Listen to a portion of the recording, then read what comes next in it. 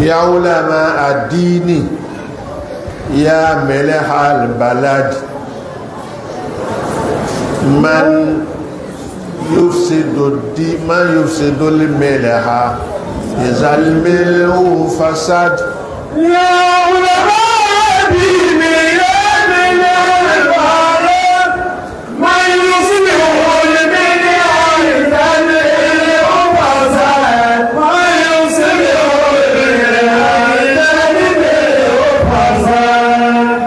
tí iyọ̀ ni wá iyọ̀ ni wá dájẹ́ kó fi dùn báyẹ̀ kó fi dùn bá a ṣe ń buyọ̀ sínú ọbẹ̀ bá a ṣe buyọ̀ sínú ọbẹ̀ tí ọba wa bàjẹ́ tí ọba bàjẹ́ ta ni ó tún ṣe ta ni ó tún ṣe.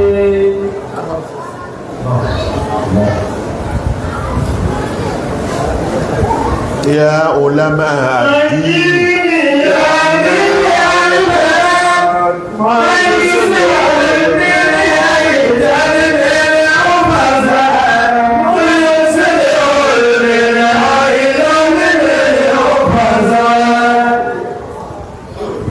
iyọ̀ tá a fẹ́ fi sọ́bẹ̀ iyọ̀ tá a fẹ́ fi sọ́bẹ̀ kó lè dùn kó lè dùn iyọ̀ wa bàjẹ́ iyọ̀ wa bàjẹ́ kí la fi sọ́bẹ̀ kí láwa fi sọ́bẹ̀.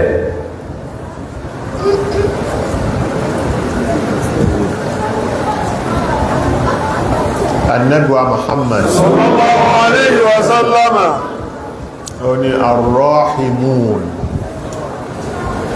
gbogbo àwọn kẹ́nikẹ́ni arrahimun yarhamuhumur rahman ọlọ́run ọba àlékè ọlá ọba tí kẹ́ni yóò kẹ́ wọn gbogbo kẹ́nikẹ́ni ọba àdékè ọlọ́ọ̀bá ọba àdékè ọlọ́ọ̀bá kẹwàá tí máa kẹ́yìn yóò máa kẹ́ gbogbo ẹnikẹ́ni tí bá fi kẹ́ni. àwọn tó wà lábẹ́ yín tí wọ́n gbérí àwọn tó wà lábẹ́ yín tí wọ́n gbérí ẹ ṣàánú wọn ẹ ṣàánú wọn.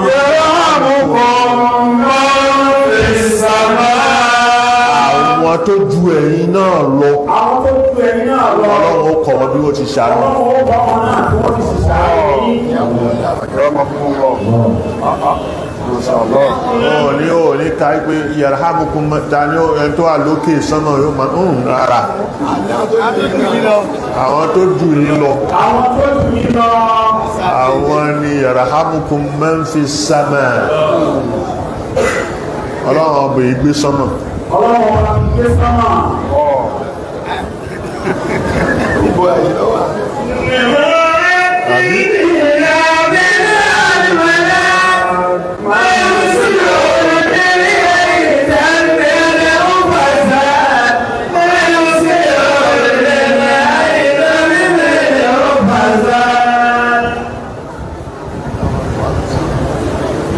ارحموا من في الأرض في الأرض يرحمكم من في السماء. ẹ kẹ́ àwọn èèyàn tó wà lórí ilẹ̀ ẹ kẹ́ àwọn èèyàn tó wà lórí ilẹ̀ ẹ ṣàánú wọn ẹ ṣàánú wọn. yarhamukum man fi sama àwọn tán wà lókè ẹ̀yin náà wọ́n ó ṣàánú yín àwọn tó wà lókè ẹ̀yin náà wọ́n ṣàánú yín. kò sáànú mọ́ lórí ilẹ̀ kò sí àánú mọ́ lórí ilẹ̀. kò sẹ́ni tó fẹ́ ṣàánú mọ́ kò sẹ́ni tó fẹ́ ṣàánú mọ́. àwa tá a jẹ́ oní àfà àwa tá a jẹ́ àfà oríṣiríṣi nǹkan láyà oríṣiríṣi nǹkan láyà oríṣiríṣi orúkọ là ń pera wa oríṣiríṣi orúkọ làwọn àbá ń pera wa. àwọn orúkọ tá ń pera wa yìí àwọn orúkọ tá ń pera wa yìí torí kí la ṣe ń fún wa ló fúnra wa nínú àwọn orúkọ bẹ́ẹ̀ torí kí la ṣe ń fúnra wa ní àwọn orúkọ bẹ́ẹ̀ torí ká lè rí owó nítorí ká lè bá rí owó. àwa yóò alùsúnà ni wá o àwa ni alùsùnà ni wá o. ṣọ́lọ́run ló pè ẹ́ bẹ́ẹ̀ sọ́lọ́ ló pè é bẹ́ẹ̀.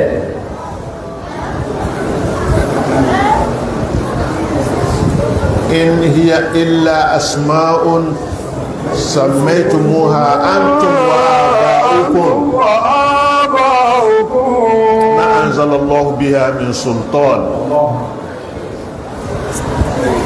máa yà wá tó sọ pé tẹbá ti báyò àwọn alùsùn náà ni wọ́n ní kó máa yà wá máa yà Kùránì wá wọ́n á yà Kùránì wá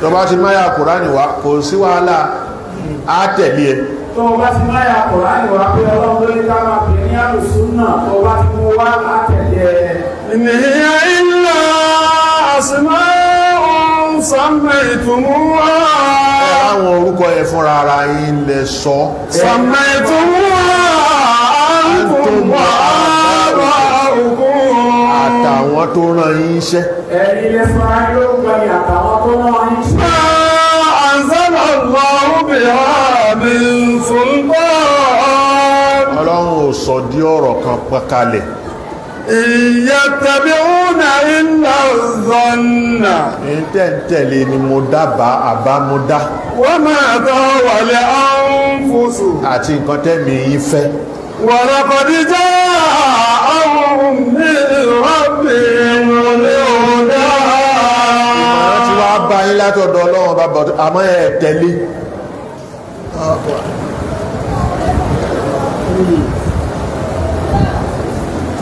ẹ̀ tẹ̀lé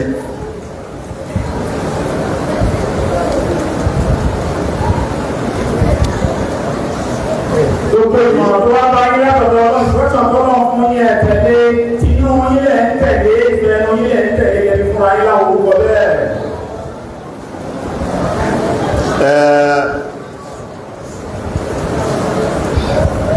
àwọ̀ṣọ kan kó fò sókè àwọ̀sọ̀ kan kó kò sókè ṣòkòtò wa kó fò sókè òṣìṣẹ́ tó wá kó kò sókè sọ fún mi ṣànẹ́bì sallallahu alayhi wa sallam ṣerú àwọn ṣòkòtò yẹn lànẹ́bì wọ̀ sọ fún wa ṣé òṣòkòtò bẹ́ẹ̀ lànàbí wọ̀ kó sì sọrú télọ̀ tó ń rán nígbà náà ó wá sọ télọ̀ tó wọ́n ká ìyẹn nígbà náà bá nàbí kan sọ wá ní kó tó wọ́n wọ̀ ní ìsìn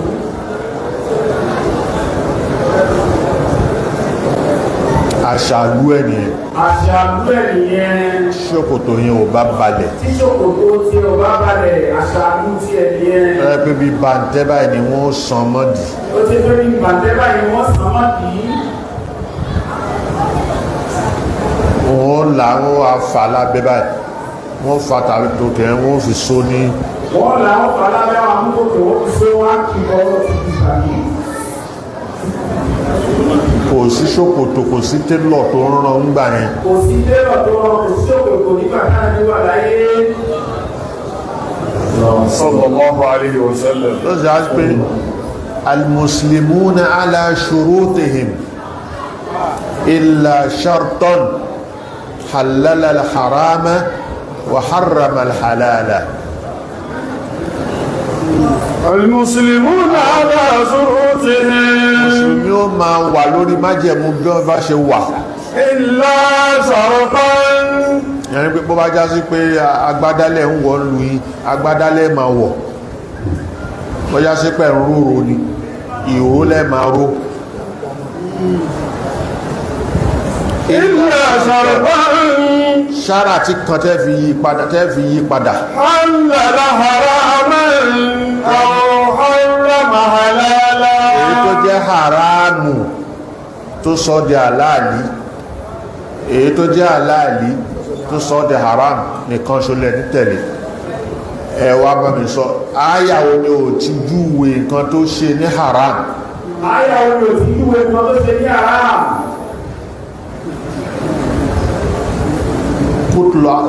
kúl tààlà وأنا أتل ما حرم ربكم عليكم ẹ̀sùnmọ́ bí ẹjẹ́ ń sọ fún yín kí lọ́lọ́run ṣe lé wọlé yín lórí ألا تشركوا به شيئا má ṣe bọ pẹ̀lú ẹ̀ وبالوالدين إحسانا ṣe eré sáwọn òbí ẹ méjèèjì wá ìwò wá mọye nǹkan tẹ́ ń ṣe fáwọn òbí yín. ولا تقتلوا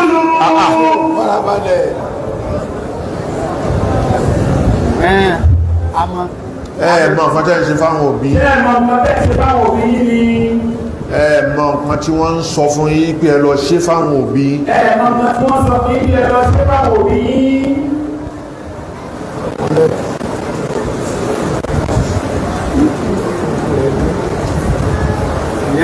má kúnlẹ̀ má ṣe má dọ̀bálẹ̀ má ṣe má pàwọn òbí ẹlé tán bá ti dé báyìí kò kàn náwọ́ sí bàbá rẹ̀ náà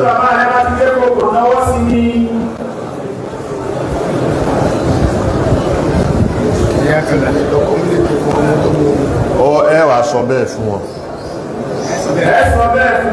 àwọn ọmọ wa ń hùwà wọ́n wá bẹ̀rẹ̀ sí àṣà aláṣà tí ó bọ́ sí àṣà burúkú tí ó bọ́ sí nígbàtí wọ́n tẹ kó lé àwọn ọmọ lórí kí lẹ retí káwọn ọmọ yẹn yà pẹ̀lú gbogbo ìwà tẹ́ẹ̀mù pẹ̀lú àwọn òbí yíwọ̀n yìí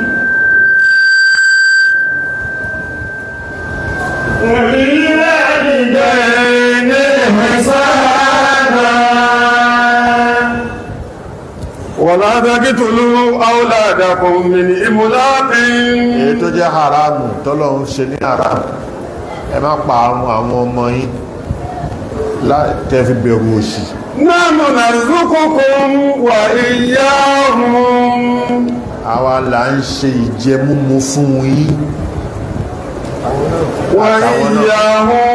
àtàwọn náà ولا تقتلوا ní sùúrù أكرمكم الله أكرمكم الله kí ló ń kẹ́ ẹ lójú أكرمكم الله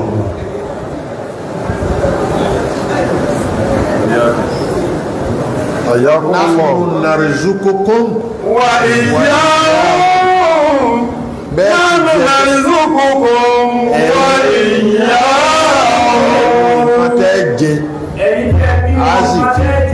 azìkí àwa là ń ṣe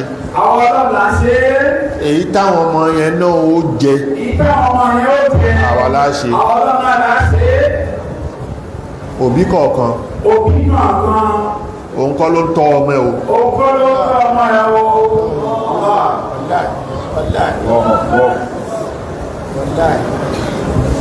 òbí kọ̀ọ̀kan kọ́ ló ń tọ́ ọmọ ẹ̀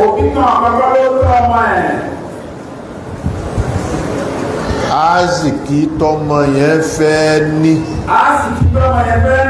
ọlọ́run ó kọ́kọ́ dá sọ́wọ́ òbí yóò kọ́kọ́ dá sí ọwọ́ òbí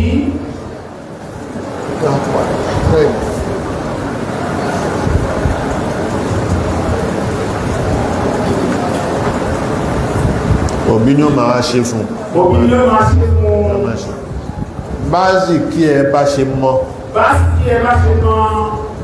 ni wọ́n òbí náà máa fi rí mọ́ ẹ̀mí ìrókẹ́ ń gbọ́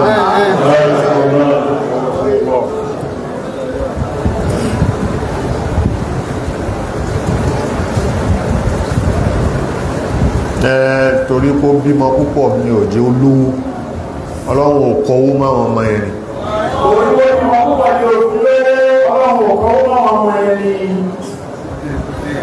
tọrọ bímọ tó tí ó pọ̀ ló ṣe lówó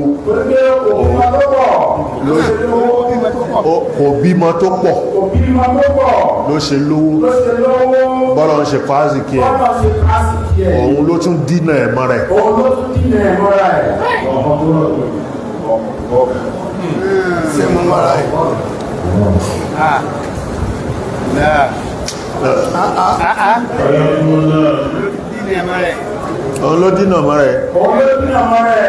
nígbàtí ó tó mi fẹ́ bí torí kí n lè rówó tọ́ àwọn tí mo ti bí bẹ́ẹ̀ ló ṣe dínà ẹ̀mọ́ rẹ̀ ìfẹ́ bí púpọ̀ lé ní wọ́n bá ti mọ́ bí fún ẹ̀ ló dínà ẹ̀mọ́ rẹ̀ torí kí lè rí wọn tọ́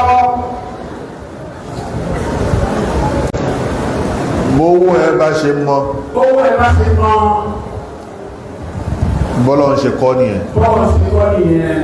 èyí tọ́lọ́wọ̀n bá tún fi kún láọmọ tó bá bí ó ti wá di mọ́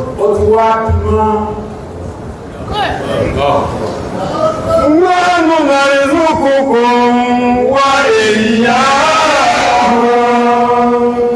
Al-Qur'ani ló sọ bẹ́ẹ̀, èmi kọ́ mo ń sọ o. Al-Qur'ani ló sọ bẹ́ẹ̀, bàbá kọ́ ló sọ. Àmọ́ tó bá wo nahnu narzuqukum wa iyyahum.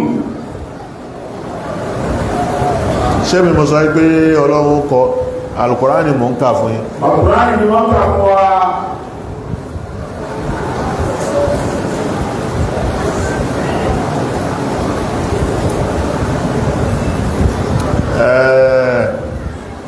Mi rántí hadith yẹn.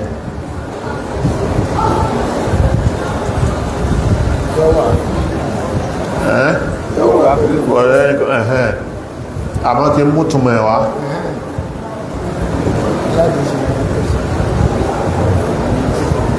Ẹnìkan ó lọ bá Nẹ́bì sallallahu alaihi wasallam kò ní. Ànábì ní kó lọ fẹ́yàwó.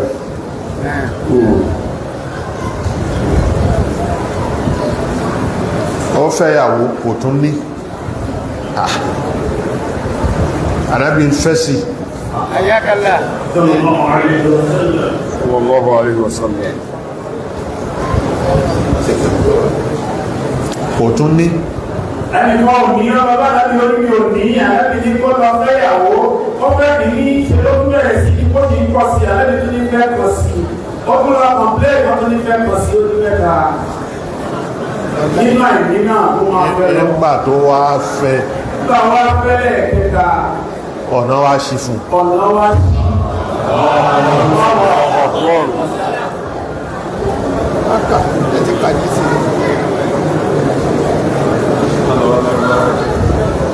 Ẹ lọ wá lárúbá àdíìsì ni ẹ ti rí. Ok, dákun bá mi kàá. Ó ń sọ àdíìsì lórí ni, ó ń sọ kìní kan lórí ni. Ọ̀rẹ́ bá mi. nánú narzuqukum wa iyyahum.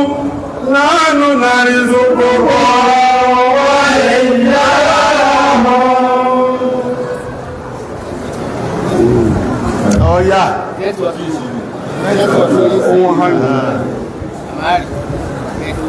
Ok.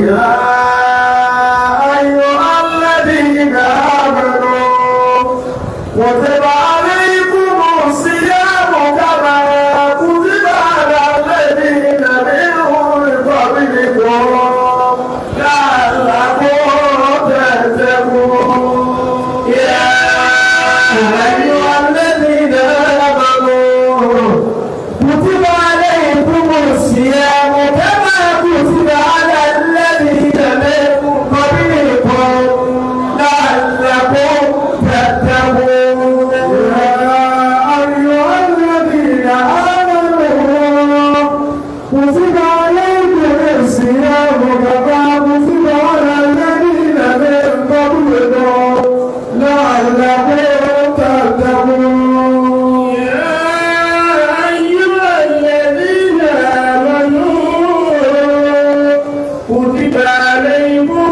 الصيام كما كتب على الذين من قبلكم لعلكم تتقون. Àdíìsì yẹn tí mo ṣe fẹ́ kí a rí.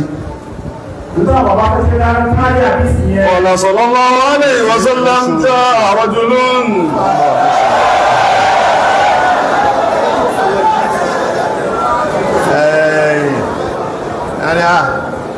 Ṣẹ́rí ó tó ti dé o.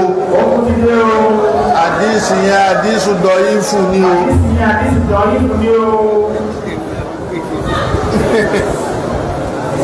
Òun nìyí. Tó bá tẹ̀ wá já sí pé àdíìsù dọ̀yí fún. Èmi ò bẹ wá àdíìsì kan sọ ìhù dọ̀yí fún. Asanu kò sí èyí tó kàn mí. Ṣé wọ́n sọ ẹ́pà nẹ́bì ló sọ ọ́? Mo ti gbàgbọ́.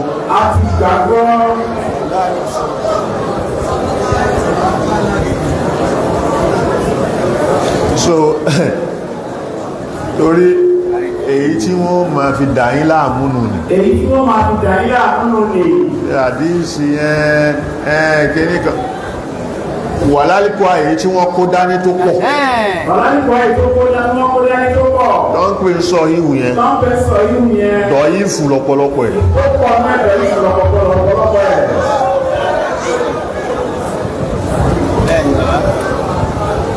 ọ̀yá bá ń kà á جاء رجل إلى النبي صلى الله عليه وسلم يشكو الفقير ọkùnrin kan wá bá nẹ́bì صلى الله عليه وسلم yashkul faqira يشكو الفقير yashkul faqra ó ń kégbe wípé kò sówó òṣì pọ̀ فقال عليه الصلاة والسلام oníran méjì ni òṣèré ìran méjì ni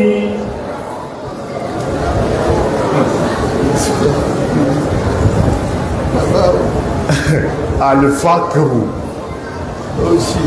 òṣì pẹlẹbẹ òṣèré náà pẹ́lẹ́pẹ́ àtòṣì rógódó ọ̀tọ̀ọ̀tọ̀ ni ọ̀tọ̀ọ̀tọ̀ ní ṣòro ṣì pẹlẹbẹ oṣù pẹ́lẹ́pẹ́ tán bá lẹ̀mọ́yàn pọ́ wọ́n bá tẹ̀ mọ́yàn pàáwú yóò lẹ̀mọ́ lára ni yóò lè wọ́n lára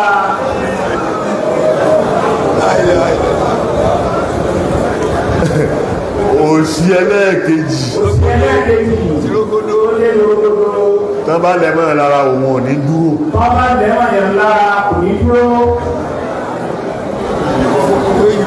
yóò yìnbọn ni yóò fi bọ́ ní làáfọ́ mọ̀kọ́ mọ̀ fi ń wí pé لما اقتربت غارب الاقتراب وأدأتني المتربة عن الأتراب طوحت بي طواحه الزمن إلى صنعاء اليمن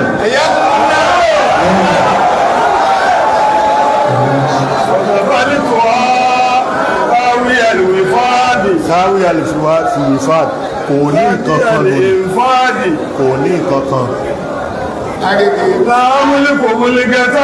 láàmìlíkù bologatan kódà òun kápá òkèlè kan wà láti dùn fi jà mí mú bí gàtẹ́ kò sẹ́ran téèyàn lè bù sẹ́nu tí ó gé báyìí tí ó fi wá tayín kò sí àmọ́ almataraba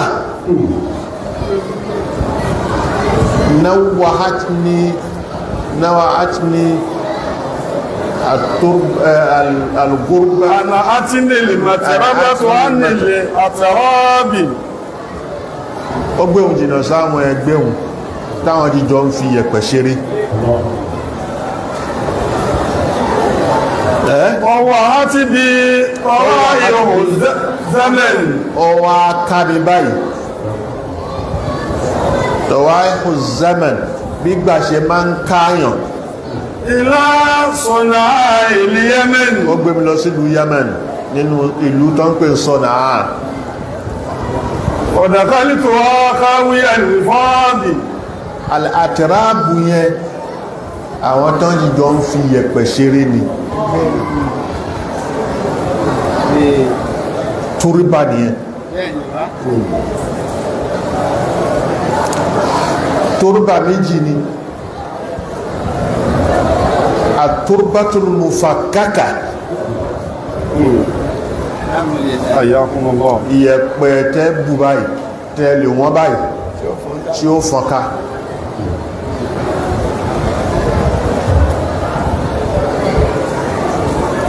àtúrbà ẹlẹ́ẹ̀kejì túrbà gan nìyẹn ohun yìí ṣe mufakkaka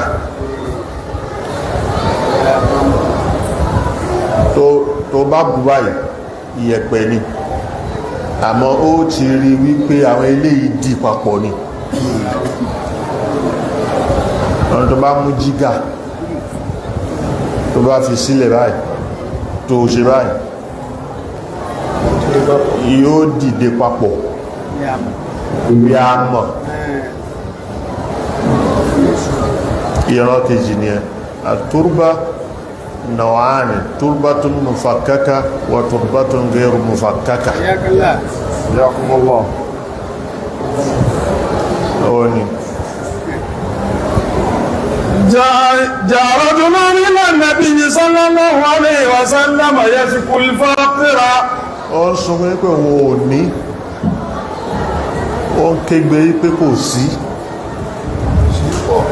òṣì yí pọ̀ فقال عليه الصلاة والسلام تزوج Ànábì bá sọ pé lọ fẹ́yàwó فتزوج fatazawwaj ó bá fẹ́ ثم جاء إليه ثانية ó bá tún padà á sọ́dọ̀ Ànábì pé يشكو الفقر òṣì yí pọ̀ فقال له تزوج Ànábì ní lọ fẹ́ فتزوج ó bá lọ fẹ́yàwó ثم جاء إليه ثالثا ó bá tún wá bá Ànábì lẹ́lẹ́kẹta يشكو الفقر kí ní yìí lé sí ni وقال له تزوج Ànábì lọ fẹ́yàwó sí فتزوج ó bá lọ fẹ́ ثم جاء إليه رابعا ó bá wá lẹ́lẹ́kẹrin يشكو الفقر a bá ń sunkún pé àkọ́kọ́ mo wá onífẹ́yàwó mo fẹ́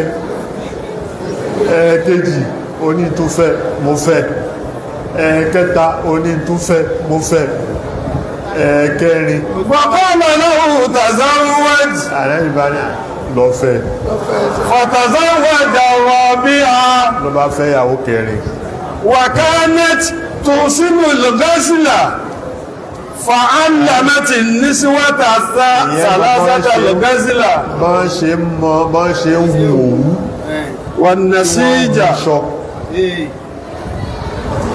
ọkọ̀ فعلمت النسوة ثلاثة الغسل والنسيج ìyẹn ló wá kọ́ àwọn mẹ́tẹ̀ẹ̀ta tó kù tó ṣáájú ẹ̀ pé bọ́n ṣe ń hun ṣọ́rẹ̀ bọ́n ṣe ń hun ṣọ́rẹ̀ bọ́n ṣe ń hun ṣọ́rẹ̀ فانفرجت ضائقة الرجل فانفرجت ضائقة الرجل bọ́nà ṣe ṣí fún wọn ni وصار من الأغنياء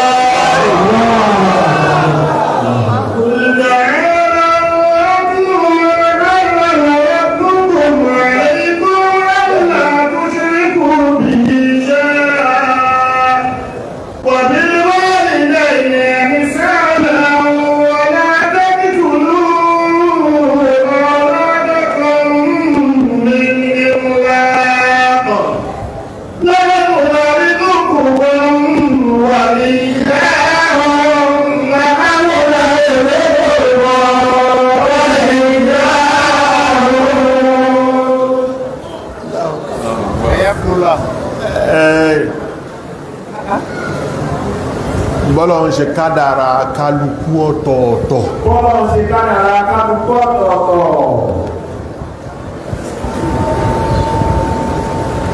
ẹni tọ́lọ́run kádàrá wípé ìyàwó kan ló fẹ́ ní ẹni tọ́lọ́run kádàrá pé ìyàwó kan ló fẹ́ ní kò sọ́gbọ́n tó fẹ́ dá ìyàwó kan náà ní òní kò sọ́gbọ́n tó fẹ́ dá ìkan náà ní òní ẹni tọ́lọ́run kádàrá wípé méjì ẹni ọlọ́run kádàrá méjì mọ́ ẹni tọ́lọ́run kádàrá mẹ́ta mọ́ ẹni ọlọ́run kádàrá mẹ́ta mọ́ ẹni ọlọ́run kádàrá mẹ́rin mọ́ ẹni ọlọ́run kádàrá mẹ́rin mọ́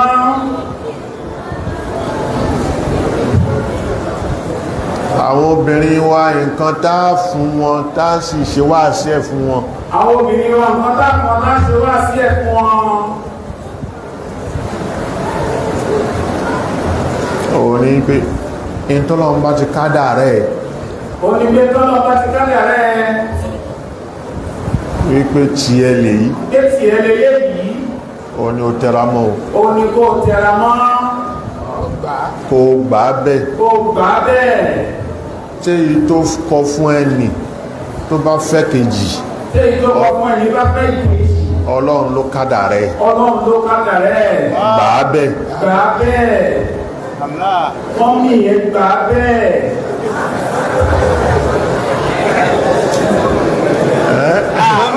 mọ́mí yẹn gbà bẹ́ẹ̀ jẹ́kẹ̀ẹ́ ló wọlé tó bá jẹ́ kẹta Ọba lè jẹ́ kẹta ní ọlọ́run ló kọ́. ìyàwó kejì tó mú tí wọ́n gba àkọ́kọ́ àkọ́kọ́ gbà kí wọ́n wọlé jẹ́ kẹta ò wọlé. Èyí ni ìjẹ́jẹ́ lò lówó ẹbí ó lówó.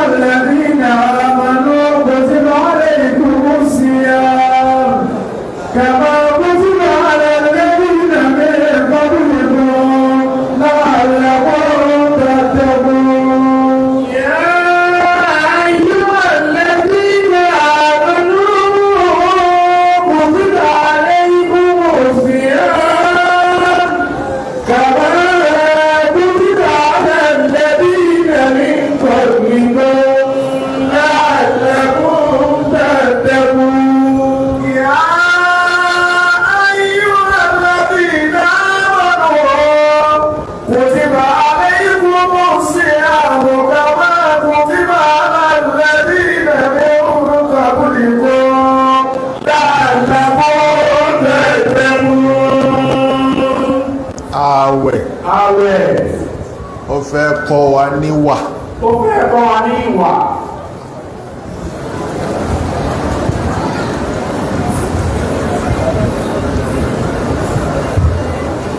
Ààwẹ̀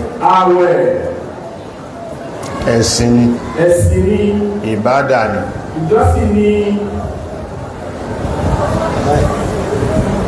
Ànábì ni sallallahu alaihi wa sallama Ọlọ́run ò ní bùkátà sí ààwẹ̀ tó gbà. Ọlọ́run ò ní bùkátà sí ààwẹ̀ tó gbà. Ò ní bùkátà sí kó fi ebi pa ẹ́. Ò ní bùkátà sí kó fi ebi pa ẹ́. Lópin ìgbà tó rò ju kò ní bùkátà sí. Kò ní bùkátà sí. Kò ní bùkátà sáàwẹ̀ yẹn. Sí ààwẹ̀ yẹn. Lópin ìgbà tó bá fi qawlu zur. Qawla zur. Wal amala bihi. Ẹni tí ó bá fi gbólóhùn àlùfàǹṣá kalẹ̀. Tó bá ti ń gbàwẹ̀, tó bá ti fi gbólóhùn àlùfàǹṣá kalẹ̀, Ọlọ́run ò ní bùkátà sáàwẹ̀. Wal amala bihi. Àti iṣẹ́ zuri, qawla zur. Ìjẹ́rí èpè àti iṣẹ́ àlùfàǹṣá. فليس لله حاجة في أن يضع طعامه وشرابه.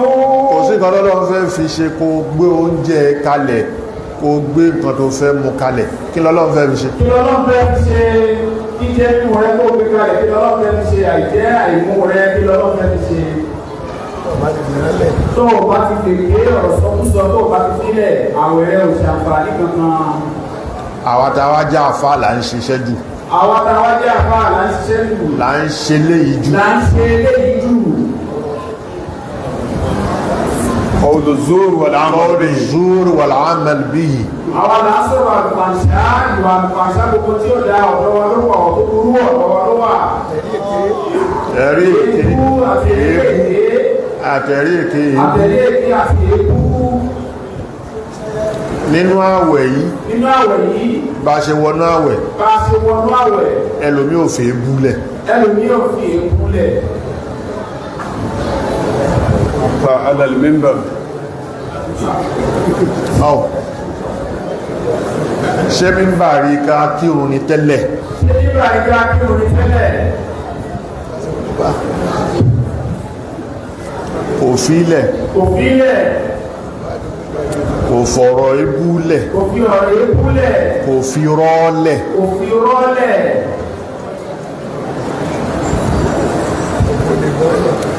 Kò fò lélẹ̀. Kò fò lélẹ̀. òfin àti irọ́ èké láti fi parọ́ irọ́ èké wá ọ̀nà owó ọ̀nà èké láti fi parọ́ ọ̀nà owó òfin ilẹ̀.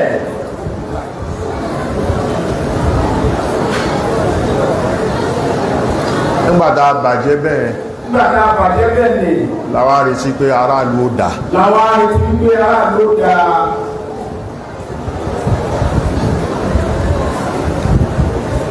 يا علماء الدين يا ملح البلد من يصلح الملح إذا الملح فسد يا